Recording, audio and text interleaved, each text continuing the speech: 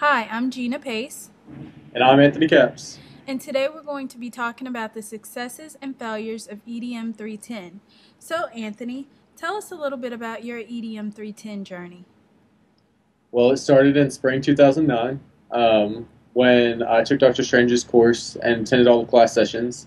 And I got like 6 or 8 blog posts behind, I can't remember now. And then rejoined him in fall 2009, where I had a much more successful experience. It was a lot more successful because I went to all the class sessions, so I was able to learn how to do everything. I just didn't put it into practice. So that semester, I was able to focus my energy on the creative aspect of my publishing, of my productions, versus the how-to aspect. Um, that's how much the course has changed since then. It's back then it wasn't a hybrid course. We went to every class session where he would teach us step by step how to do everything. Now it's a lot more. Let's see if you can learn it on your own. It's very self-directed. So last semester, that's whenever at the end of that semester he offered to hire me and Jim Fawcett, and we had to jump through some loopholes and things like that. So I wasn't able to get hired until summer. But during spring 2010, I followed the class through two friends and Jim, and then y'all's blogs, like everybody's spring blogs and things like that. So here I am, my favorite semester so far. Definitely the one that I've learned the most from. Now, Yeah. I just want to clarify for those who are watching this video. Now, when you said you rejoined him the second semester, what does that actually mean? Well, I failed the course by getting a D in spring 2009, and then I took the class again. I enrolled in the class again because it's a required class for candidacy, Okay. uh, and took it fall 2009. So So what do you think your biggest mistake was the first semester? timeliness. I didn't set aside enough time. So whenever he says you need 15 hours a week for summer sessions, then you certainly do. Contrast, I would spend the 3 hours in class and then maybe an hour or two outside of class working on it. Mm-hmm. That didn't cut it during spring, but whenever I came back fall, I loved it and I was really into it. And I would spend 6 or 8 hours a week working on it outside of class, and it really paid off. I've made some serious connections and learned a lot of really great lessons, and he's afforded me all kinds of opportunities that I never would have been able to foresee. So. Okay. Well, as a summer student, I've heard that we have you to thank for a lot of our new projects. Tell us a little bit about your favorite projects. Comments for kids have been great. I really love hearing what you guys have to say about what y'all find, and just based on your reactions that I can read your comments, Okay. I it helps me skim through which teachers I want to follow and which kids I want to follow and what projects are worth looking at and things like that. So comments for kids is my favorite because it helps me envision what I want in my classroom. What other ones? I really like the reflection, like comments for teachers and getting in touch with the teachers and stuff. That's a really great aspect too because it forces you to network with people that you wouldn't have met otherwise. So Have you been able to network with any teachers outside of the United States?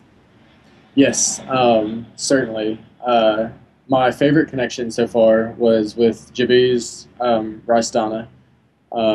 I still follow him on Twitter, and whenever I first came into networking, he was the one that showed me that it's possible. He's the one.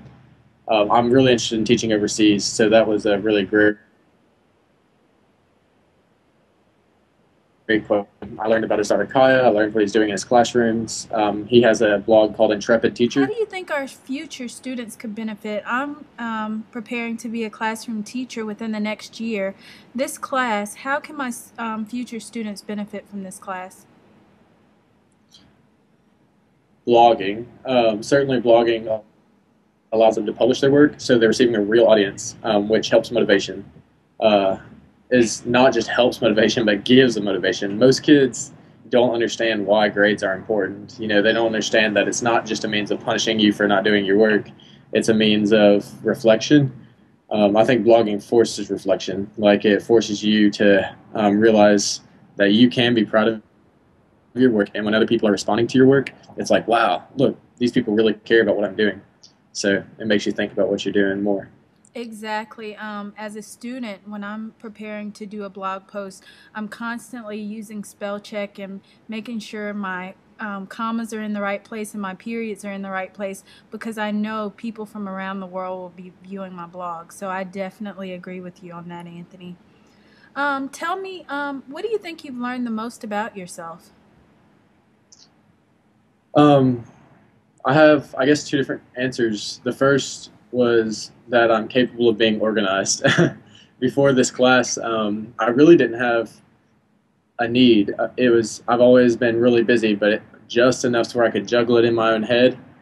Now, he's taught us to use so many different organization tools with Google Docs, with calendar, iCalendar, all kinds of different things.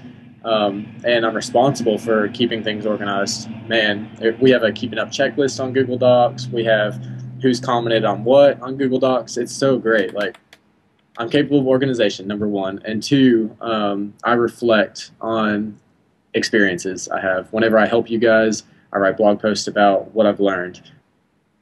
Whenever I produce something, I reflect on how I could have made it better. Any experience, how can you make your experiences better and more enriching for those around you? So, Okay. reflection and organization. How about you, Gina? What have you learned most? Well, I've learned to ask questions. I think that I've began to ask lots of questions because I want to know so much. So coming into this blind, I didn't know what to expect. I didn't know anything about a blog. So I've learned to ask questions, and y'all are very helpful. I really appreciate your helpfulness. Also, be honest because Dr. Strange sees everything. He asks questions that he already knows the answers to.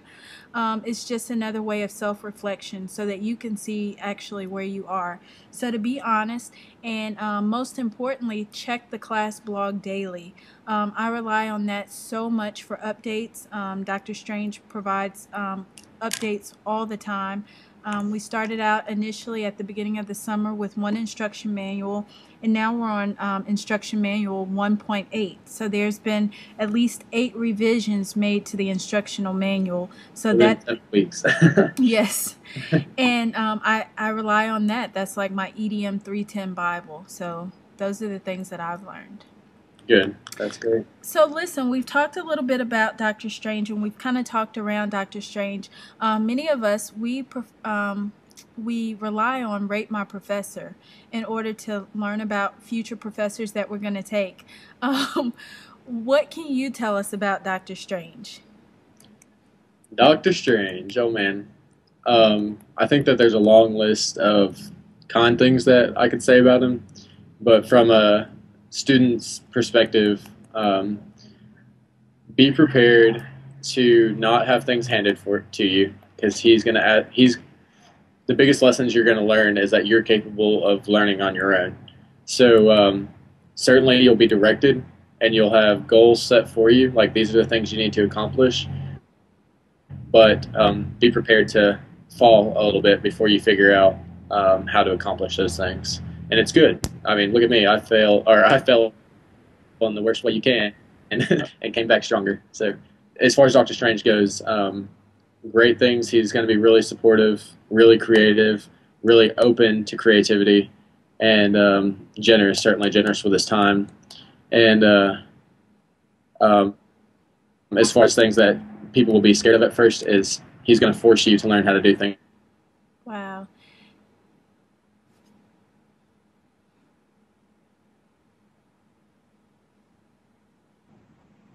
Anthony. Yes, I'm here. Oh, I lost you. Okay. Okay. And I'd like to end on his motto. One of Doctor Strange's mottos is, I don't know, let's find out. And that's definitely true. I found that to be true. You cannot just say, hey, I don't understand how to do this. Absolutely. He causes you to understand. And I tend to learn better when I'm exploring a little bit on my own. So And it's a definitely, journey, a learning journey, that's for sure. Make definitely. one. So adopt the motto. I don't know. Let's find out. So Anthony, thank you. I appreciate you being here with me today. And I hope the future students of EDM 310 can find some help in this video. Yep, me too. Have a Thank good day, you. Tina. Thanks for the invite. Thanks. Talk to you later. Bye-bye.